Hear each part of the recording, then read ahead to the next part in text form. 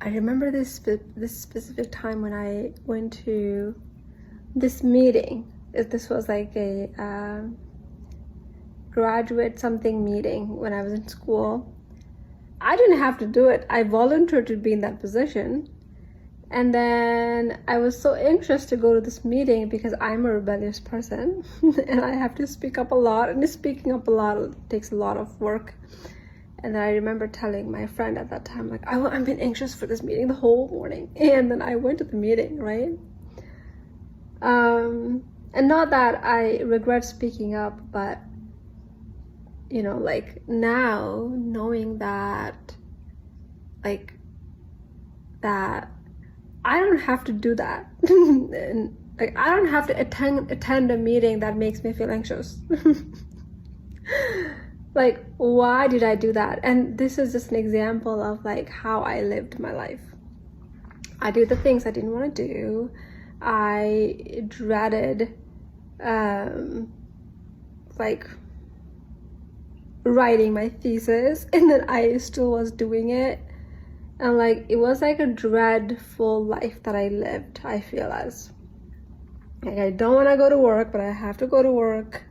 Like those kind of things. And it really, really makes me think now that I'm living in the state of surrender and no longer doing things that doesn't give me joy.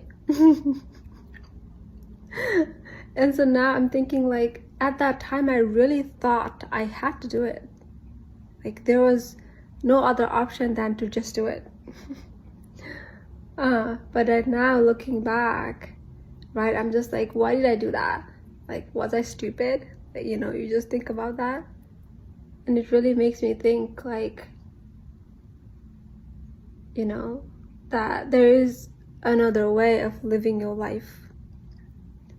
There's another way of living your life. You don't have to do things that makes you miserable. You don't have to live a miserable life.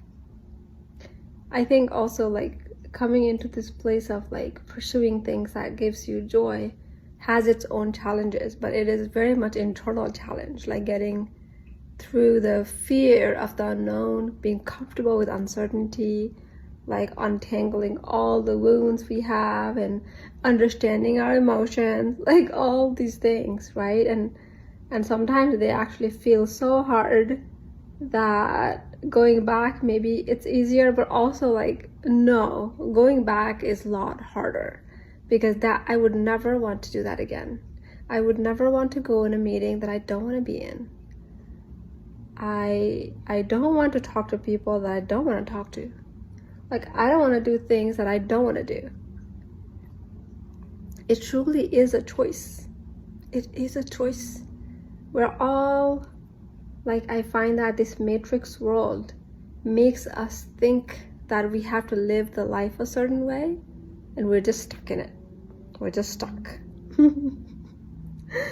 And it's not even that we're stuck because we're actually stuck. We're just stuck because of our limited mindsets is what makes us stuck. But then once you start to be more open that there is something like greater to me, greater in the universe than having to follow these laws of the matrix, that you have God, you have source by your side, and you just have to learn the language of the universe and follow that, and you will be okay, and you will be happy. You can live a joyful life. Yeah, I really think back those times and think about why I did that. So I encourage you, if you feel stuck, encourage you to start understanding the language of the universe, laws of attraction. Like, who are your spirit guides? How to connect with your spirit guides? How to connect with source?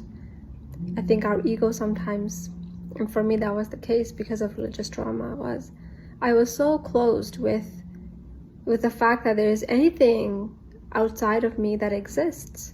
There is like this external, like, universe, like source, God that exists.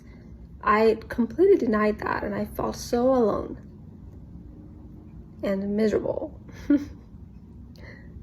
And in fact, I created that misery for myself because I wasn't open to seeing the world differently. I wasn't open to the truth that source exists, our spirit guides exist, and it's possible to live within this frequency of magic, and we don't have to live miserably.